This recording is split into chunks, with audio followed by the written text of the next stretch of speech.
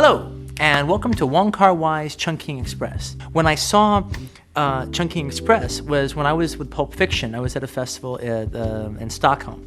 And I had seen a film of Wong Kar-wai's before called Days of Being Wild that I always really loved. And I heard he had a new movie coming out, so I was interested in seeing it. Well, that's where I saw it. And it just blew me away. I just absolutely adored it. I loved it. I love romantic films, and this film has just like this wonderful romantic comedy flavor to it, while at the same time being encapsulated in this crazy, frenetic Hong Kong world, which, as wild as the Hong Kong movies are when you see them in America, if you actually see them in Hong Kong, they don't seem so wild, because that's kind of what life is on the streets there. It kind of has that pace. It's very strange. 故事开始于警察何志武被女友妹抛弃，因为分手的那一天是4月1号愚人节，他决定给这段感情1个月的期限。他每天都会去便利商店买一罐有效日期为5月的凤梨罐头。他告诉自己，如果女友妹在5月还没有回来的时候，这段恋情就会正式过期。到了4月30日的傍晚，何志武在超商里就找不到5月过期的罐头，这也让他意识到这段感情真的已经走到了尽头。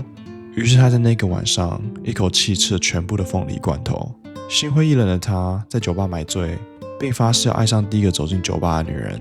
一名头戴金色假发的神秘杀手走进了店里，他刚经历了一场毒品交易，在极度的疲累与危险之中。何志武对他的危险身份一无所知，只是单纯的陪着他在饭店的房间度过了一晚。他在房间里看了整晚的电视，而疲倦的杀手则在床上沉睡。清晨离开前，何志武细心地帮他脱下高跟鞋，并擦拭了干净。在何志武跑步时，收到了杀手传送他给 BB Cole 的生日祝福。这句简单的生日快乐，让他感受到，尽管万物皆有保质期，但那份短暂的人间温暖却是真实存在的。如果鸡也是一个罐头的话，我希望这块罐头不会过期。如果一定要加一个日子的话，我希望它是1万年。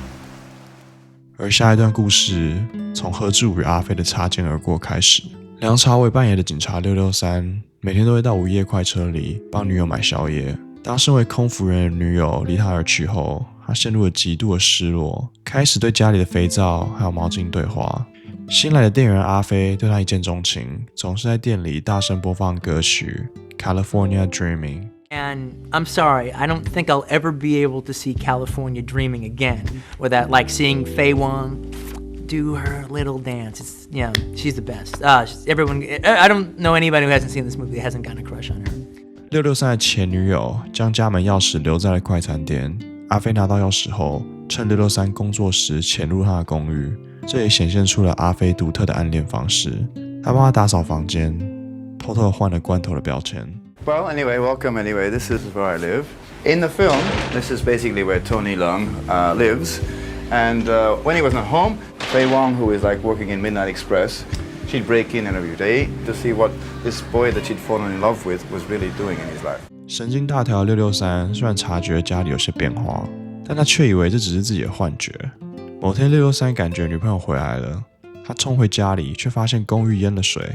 他也在这时碰巧撞见了阿飞带着金鱼来他家里，他们2人坐了下来。663也忘记了他在午夜快车里听到的 California Dreaming， 而跟阿飞说这是他前女友喜欢听的歌。之后2人之间的暧昧感上升，最后663约阿飞前往一家名叫加州的酒吧约会。然而到了约会当晚，阿飞没有在约的时间出现，因为酒吧拥挤，阿飞其实提早去了加州酒吧。坐在那边等候的时候，他开始想要知道真正的加州是不是与现在倾盆大雨的这边不一样。于是他留下一封信给663，里面是一张1年以后到期的手绘登记证。阿飞真的去了美国加州，他想看看那个地方是否如音乐中描述的那样美好。1年后，阿飞成为一位真正的空服员，回到了香港。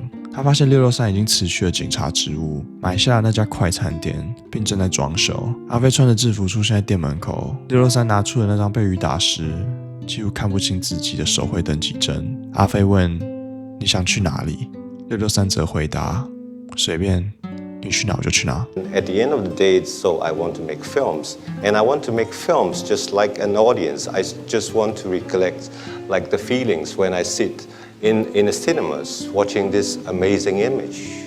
电影中最著名的台词，莫过于凤梨罐头的独白。金城武饰演的警察不断寻找着5月过期的罐头，这不仅是对逝去爱情的执着，更表现出了现代情感的脆弱性。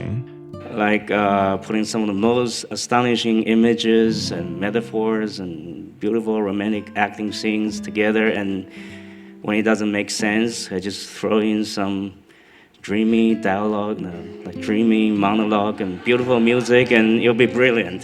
在电影中，所有东西都有个期限，罐头、肥皂还有爱情都不例外。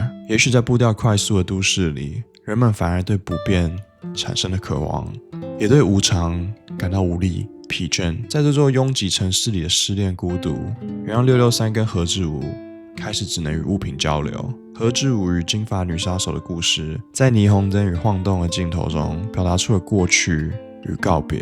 他们都在寻找某种出口，却始终还是在原地打转。The original idea of this film is it is two-parted. One part is showing the day of Hong Kong, and one part is showing the night of Hong Kong. I want to make a films about where I live and where I grew up and what is very close to me, because Tsim Sha Tsui is very close to me. I know the streets by heart. 而第二个阿飞与663的故事，则是关于未来与改变。阿飞饰演的角色像是一个闯入者，悄悄地更换了663生活中的一切，帮助他走出了失恋的阴霾。同时，他却决定爽约663。电影使用了抽帧，让画面呈现出流动模糊的质感。这不仅让角色在城市中迷离的心理状态显现了出来，更是捕捉了时间流逝的美感。The thing that you should understand about Wong Kar-wai's style and what makes it different from the majority of films coming out of Hong Kong, Wong Kar-wai has all that same energy that, like, this Hong Kong tends to bring to its cinema. But he's also taking a cue from the French New Wave films of the late 50s, early 60s, the films that Godard did, the films that Claude Chabrol, Eric Rohmer, and Francois Truffaut did in their early days. All right, in particularly, Godard is his man. The film, his style, his kind of sense of fun, is what he brings to the film, and it's so. I gotta tell you, it's just very different in looking at Asian cinema to see the mix of French New Wave inside of that. 也许在看这部电影的时候会感到困惑，认为很多情节都不符合逻辑，但同时，爱情终究是不理性的。I think I would consider myself influenced by the East traditions more than the West. Maybe my films looks more westernized than other Chinese cinemas, Chinese filmmakers, but I think in the heart it is quite Eastern thinking.